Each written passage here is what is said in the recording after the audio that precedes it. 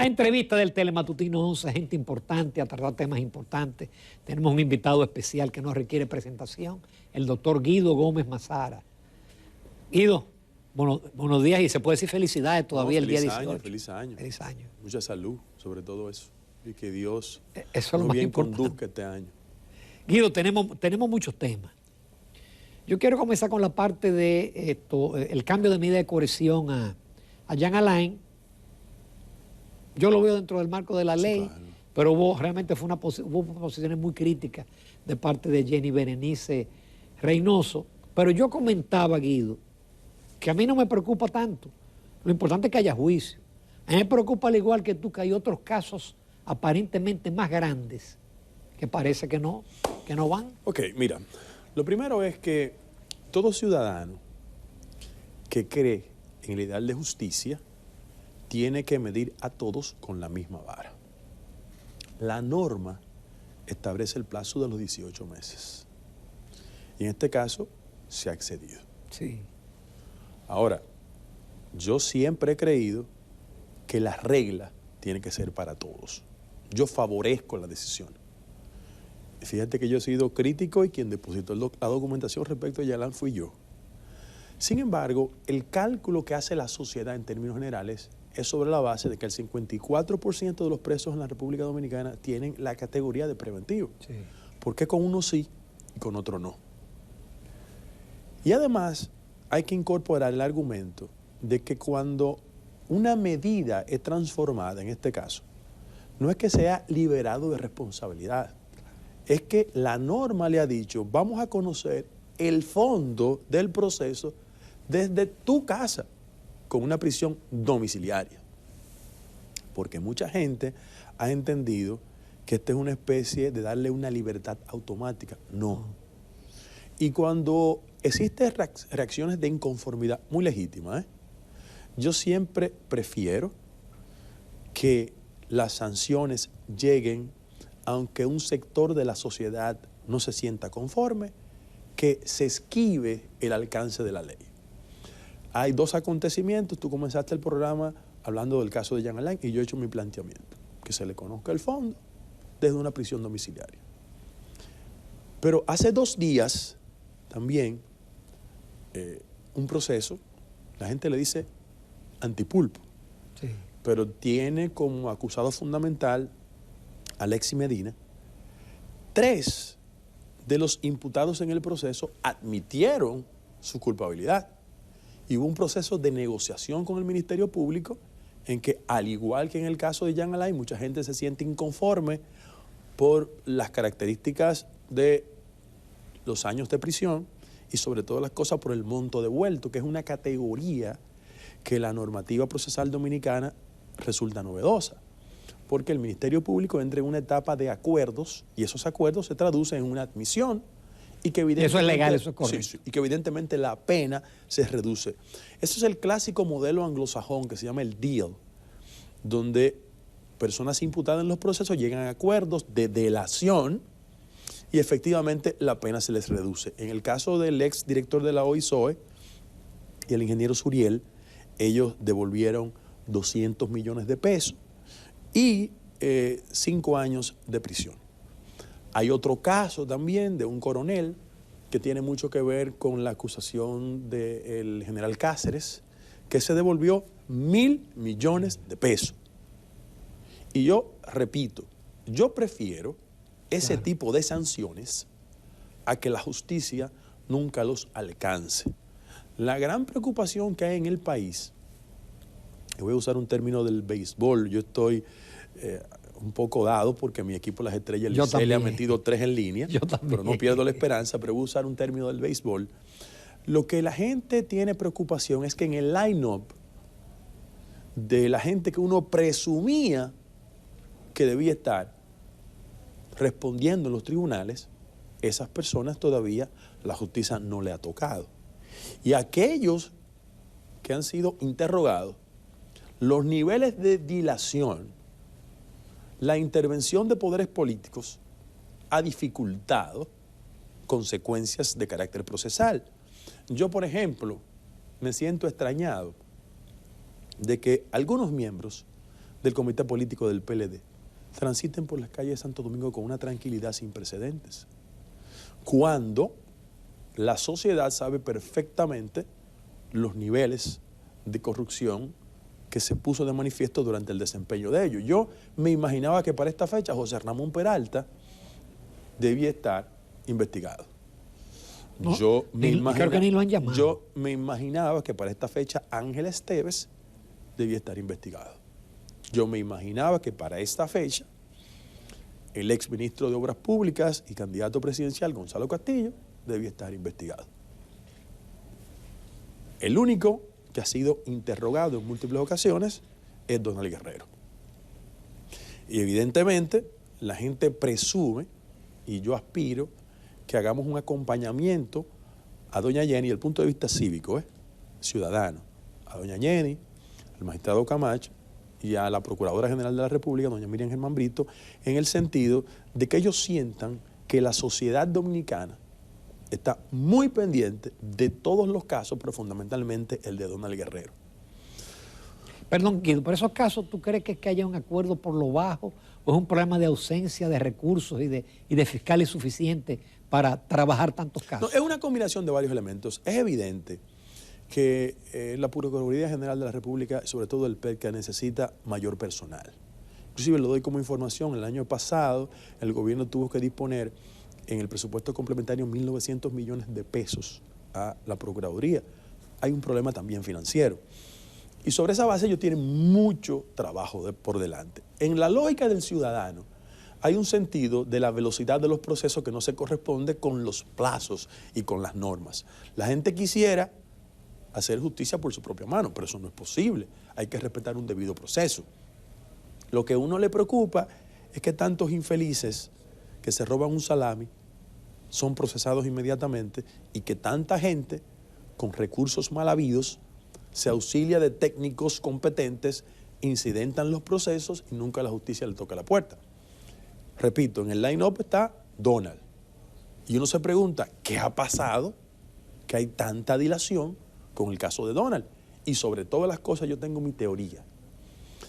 Yo creo que en algún tramo de la investigación y de los interrogatorios, muchos de los interrogados dijeron cosas que trascienden más allá de la lógica de la investigación pura y simple, porque confesaron recursos a políticos, recursos a campañas electorales, hablo en plural, a campañas, a políticos, hablo en plural, y eso ha podido generar la sensación de algún tipo de nerviosismo en sectores de la clase política que en la sombra han generado algún tipo de urdimbre en la intención de detener ese proceso.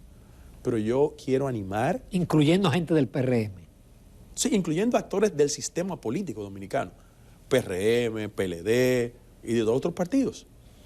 Porque no nos olvidemos que en este país, y yo voy a usar una frase de los venezolanos, cuando había una crisis en Venezuela entre Acción Democrática y COPEI, los críticos del sistema la llamaban conchupancia. Aquí hay un nivel de conchupancia en la clase política. Y cuando tú has ido investigando procesos, te has dado cuenta de que hay gente de partidos diferentes que coexisten en la distribución de las prácticas de corrupción.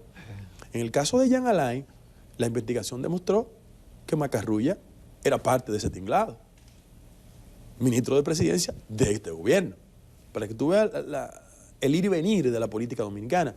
Y yo no tengo la menor duda de que en la investigación concerniente al caso de Donald hay gente que no es del PLD, que va a salirse en ese proceso. Pero hay que alentar a los miembros del Ministerio Público para que hagan su trabajo sin conculcarles derechos a nadie, respetando la norma, y que se traduzca en sanciones ejemplares, porque este país necesita darle una lección a algunos exponentes de la clase política que sienten que participar en el poder es una oportunidad para transferir fondos públicos en bolsillos privados.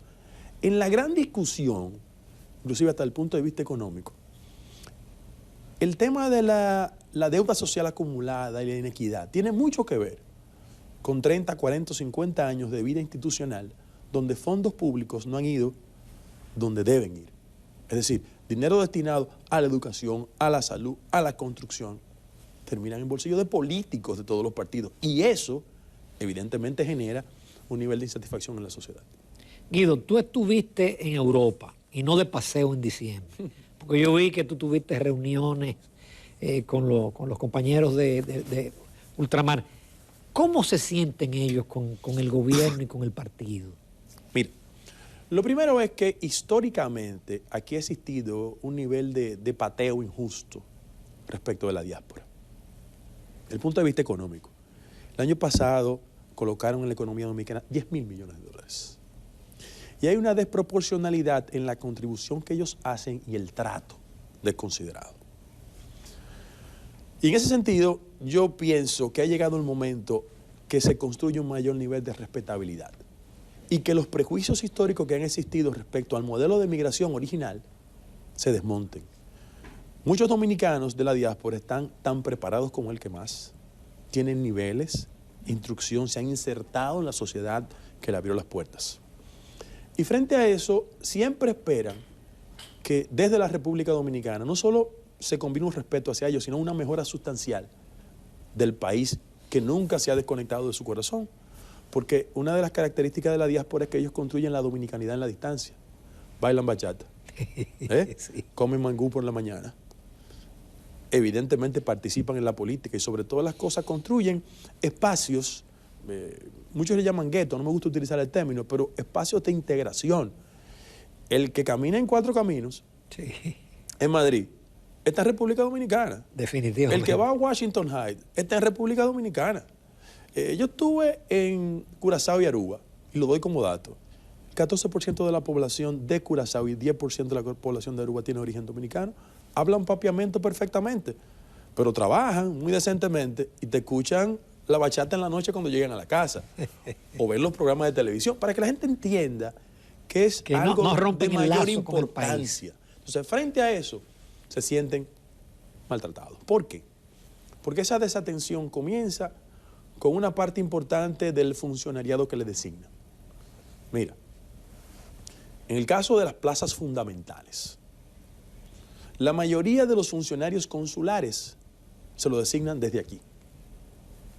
Y lo lógico es que si es un dirigente comunitario o político de cualquier partido y tiene 15 o 20 años en esa plaza, conozca la dinámica y es un intérprete mucho más efectivo de los intereses de la gente allá. Bueno, en las plazas fundamentales, Nueva York, Miami, Madrid, salvo el caso de España, donde el componente de impedimento idiomático no es el problema, en las plazas fundamentales de nosotros los designados no hablan el idioma. El más cercano, yo presumo que un cónsul en Puerto Príncipe tiene que hablar creol o francés. No pasa. Es decir, que cuando están descalificando a la gente nuestra de la diáspora, son injustos, porque nuestros dominicanos allá sí conocen el idioma. Además, Guido, los servicios son más caros. No, ultra caros. Es un pasaporte. Pasaporte muy caro y cualquier tipo de iniciativa es muy costosa, sobre todo las cosas para comunidades donde la mayoría son trabajadores, que reciben ingresos mínimos. Pero también yo los estimulo a ellos que utilicen la potencialidad electoral. La Junta Central Electoral acaba de determinar que 1,2 millones de dominicanos que viven en el exterior van a votar en las elecciones. Si usted en su comunidad siente que el partido de poder o el partido anterior no lo atendió correctamente, castíguelo electoralmente. Vaya y vote. Y sobre ese criterio... ¿Y ese voto puede ser decisivo? Totalmente, sí. Tenemos 1.200.000 dominicanos en capacidad de votar. En muchas demarcaciones del exterior, ojo, hay más votos que cualquier provincia del país. Sí. O sea, en Washington High hay más votos que en Pedernales. En Madrid hay más votos que en Tamayo. Calcúlenlo. Entonces, claro está, es un voto mucho más difícil porque no es el típico voto clientelar. No es el voto de chicharrón de pollo y cerveza en las elecciones. Es un voto que hay que trabajar y es bastante crítico. Y yo apelo a que mi gobierno, porque yo soy parte del partido, yo tengo diferencias fundamentales en la política pública del gobierno, actúe con un mayor nivel de sistematicidad. Por ejemplo, en España hay 6 consulados en todo el territorio. Solo 2 hay dirigentes nuestros allá. El resto son de dominicanos meritorios, en términos partidarios, pero que han sido designados allá. Y yo solo apelo al nivel de rentabilidad. O sea, sacarse la loto es casi igual que ser designado cónsul. Yo tengo gente muy entrañable. Pregunta cuánto le gana a mi amigo Eligio? ¿Le va bien? Mi consuegro. Tu consuegro, su familia, hermano mío, Eligio. ¿Cuánto gana el hijo de Andrés Bautista en Puerto Príncipe? ¿Cuánto gana la cónsul en Miami? ¿Cuánto gana el cónsul en Puerto Rico? Es decir, óyete, también el concepto de transformar las reglas del Estado Dominicano implica eso. Yo favorecería, de verdad, un salario tope a los cónsules y que esos recursos lleguen al Estado Dominicano y sean destinados en acciones mucho más efectivas y eficientes. Vamos a una breve pausa, Guido, nos quedan muchos temas. Claro. Quédense con nosotros.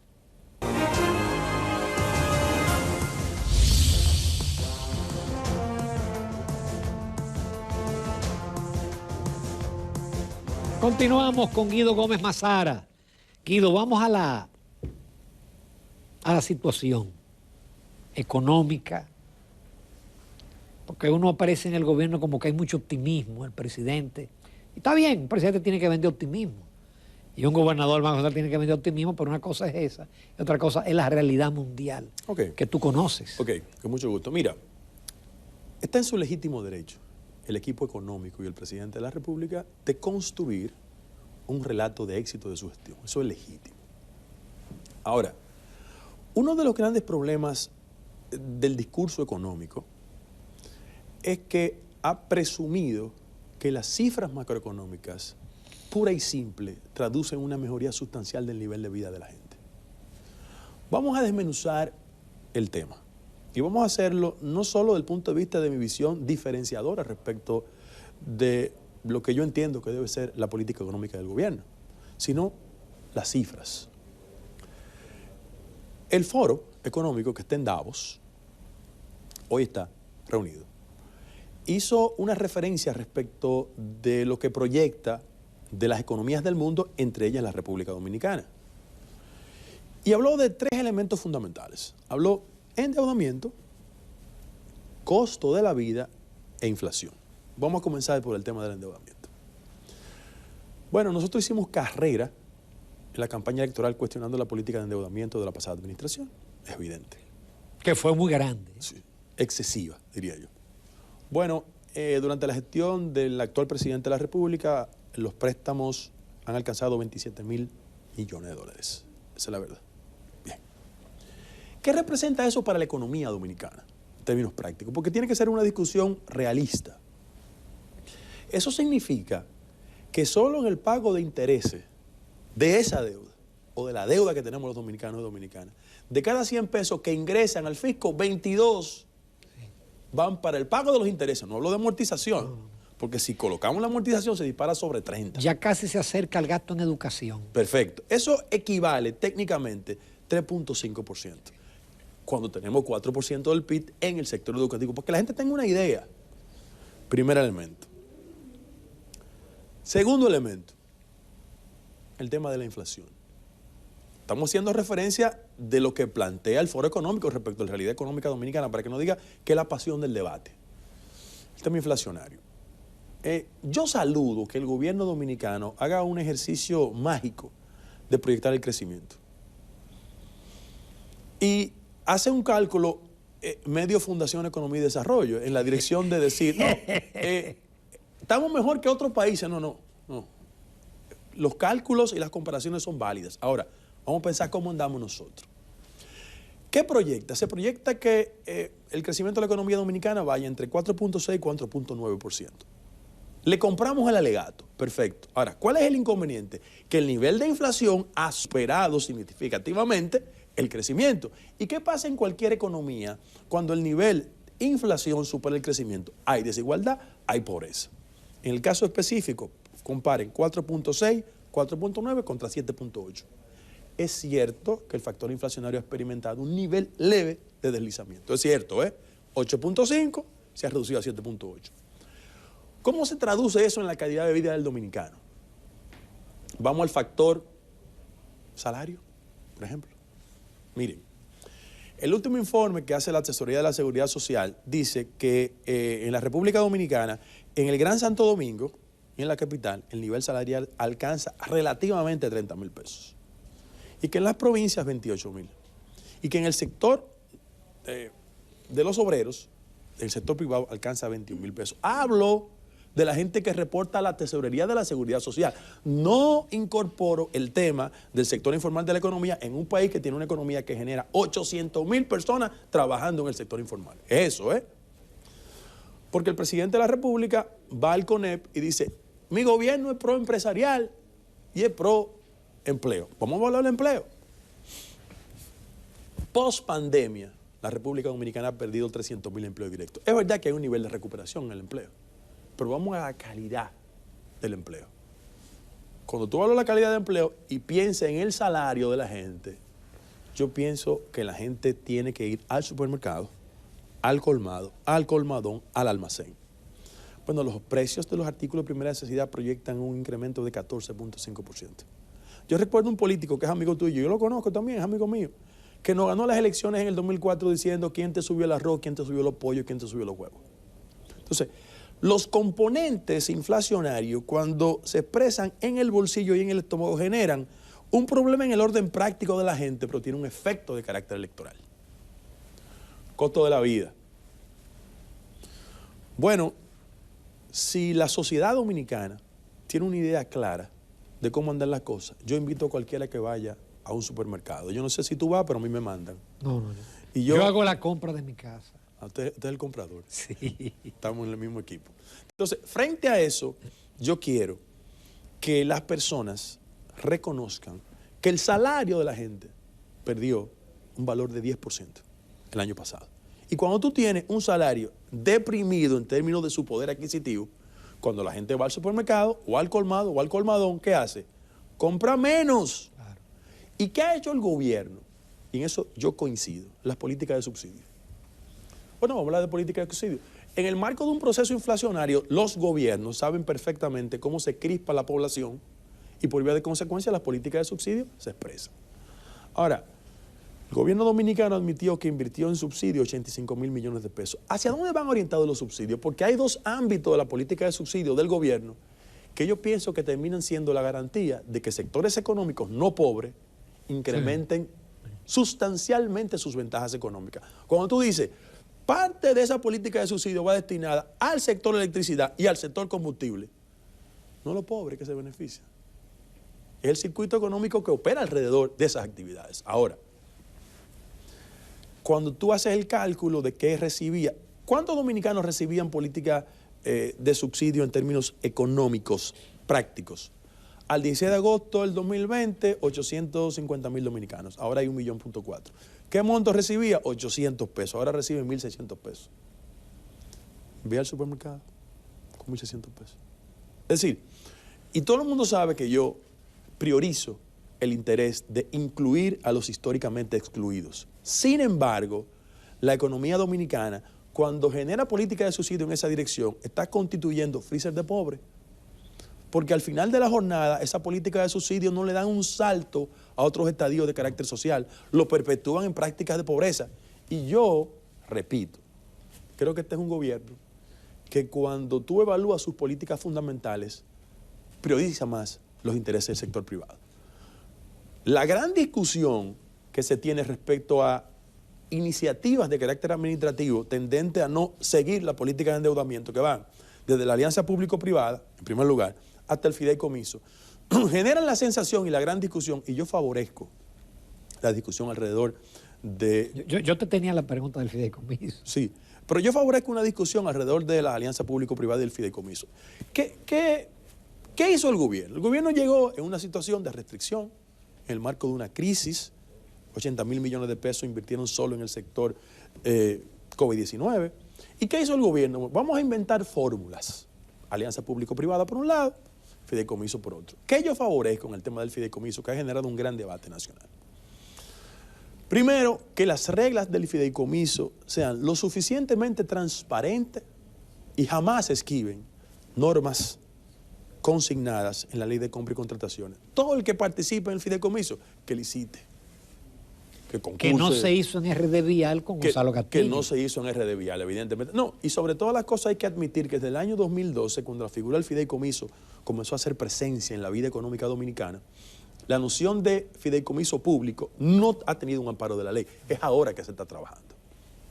Frente a eso yo favorezco, y sobre todas las cosas, en materia de fideicomiso, cuando se hable del tema de la deuda, ¿cómo vamos a categorizarla? Si es pública o no. Eso es un gran debate que hay que asumirlo. Y te digo algo, yo por ejemplo saludo que José Dantes, Ariel, Participación Ciudadana, hayan hecho las críticas del lugar, porque a la sociedad hay que garantizarle que esos instrumentos sean lo suficientemente transparentes para que no pase como en México y en Brasil. Porque el mundo global México acaban de derogar 107. No, por un mundo global nos permite eso. Yo, por ejemplo, tengo mis reservas sobre el fideicomiso de la policía. Yo quisiera tener más información al respecto. Aquí hay un fideicomiso para tilapias, ¿tú sabías? Sí. Sí. Por ejemplo, tengo mucha información sobre un fideicomiso en Puerto Plata. Es decir, que a la sociedad dominicana se le genere el nivel de transparencia suficiente para que después no vengan las lamentaciones. Porque el que va al gobierno tiene que entender claramente que ya que hay suficiente jurisprudencia para que la gente sepa los días tortuosos pospoder, y si usted no se maneja correctamente, las barras de los tribunales le van a esperar. Entonces, frente a eso yo aspiro que cualquier iniciativa tenga la suficiente transparencia que le dé tranquilidad a la sociedad. Por ejemplo, en el caso de Pedernales, yo saludo que sectores vinculados a la preservación de los recursos naturales hayan hecho las indicaciones del lugar. Y lograron la modificación. Que querían meter de contrabando. ¿Tú ves por qué es importante una ciudadanía alerta? Hicieron las modificaciones del lugar para que los parques nacionales no sean afectados y que se preserve ese espíritu. Eso es bueno. A mí me llama la atención que en el caso de Pedernales hay una denuncia de un periodista importante de Pedernales diciendo que hay 1.600 millones de pesos que se distribuyeron en obras y servicios que no fueron licitados. Ese tipo de preocupación hay que responderla. Los servidores públicos no se pueden poner guapos por eso. Y no pueden creer que la respuesta a cualquier crítica sea alquilar a un club de bocinas para que le opinen favorablemente. Al final de la jornada, que se vea en el espejo de mucha gente que creyó que en tiempos de gobierno, financiando la opinión pública, iba a resolver su problema. Mentira, tienen procesos. Y además los mismos que estaban con el pasado están ahora. Son presupuestos. Son presupuestófagos. O leales a Palacio. Sí. Guido, ¿cómo está el cuadro político? Mira, este es un año de definiciones. En mi partido, todo el mundo sabe que yo voy a competir. Y yo lo que he dicho es, vamos a reivindicar las características que le dieron razón de ser a nuestra ruptura con el viejo partido. Vamos a hacer una convención democrática, abierta, plural, participativa. ¿Cómo se hizo? Como Luis le ganó a Hipólito. Porque es que cambian las reglas de juego. Ese es el problema. Y yo se lo dije a Luis en su cara. ¿Tú sabes cómo soy yo? Porque como yo no tengo interés en ser funcionario público, yo le digo la cosa que pienso. Le digo, Luis, ¿quién te cambió las reglas de juego a ti? Nadie. Entonces, ¿por qué tú me la quieres cambiar a mí? No, se lo dije, con testigos. Entonces, ¿qué yo aspiro? Que este proceso de competencia en el partido, la gente vote. Yo tengo, más allá de una aspiración, una visión, un pensamiento de que el PRM tiene que ser un partido de vocación socialdemócrata auténtica. Y que no nos digan, como le decían a Tony Blair en Londres, que Tony Blair decía que era liberal y progresista, pero él iba en su carro, colocaba la dirección para la izquierda, pero hablaba para la derecha. Este es un gobierno que cuando tú analizas su política fundamental es un gobierno profundamente conservador. Conservador. En primer lugar. En segundo lugar, yo pienso que este tiene que ser un partido que reivindique la inserción de los sectores históricamente excluidos. A mí me sedujo a la vida política dominicana el doctor Peña Gómez. Y yo creo que en las políticas fundamentales este gobierno está muy lejos de lo que Peña Gómez percibía. Peña Gómez nunca iba a ir al CONEP a decir, este es un gobierno proempresarial. No porque tenga críticas al sector empresarial, por el contrario. Yo pienso que el sector empresarial es el motor fundamental de la economía dominicana. Pero sin embargo, Guido, yo diría que más de la mitad de los funcionarios aquí responden a un grupo económico. Eso es lamentable.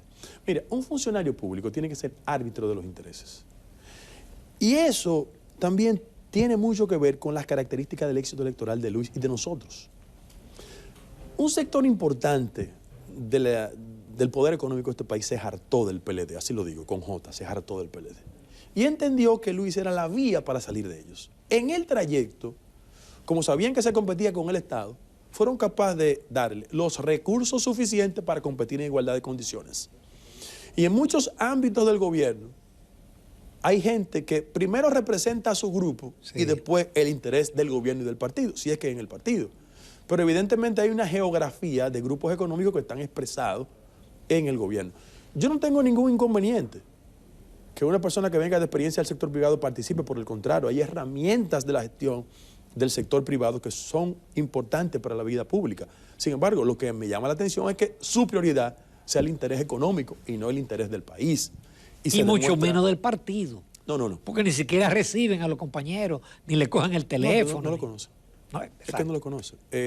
La mayoría de los funcionarios fundamentales del gobierno son personas que no tienen conocimiento elemental de la mecánica partidaria. Por eso tienen muchas dificultades en entender algunos aspectos. Yo, por ejemplo, a la hora de implementar política social, el gobierno se ha equivocado creyendo que cuando ha colocado en los ámbitos de la política social a gente que ha hecho vida política en los barrios, es porque entiende el tema de la pobreza.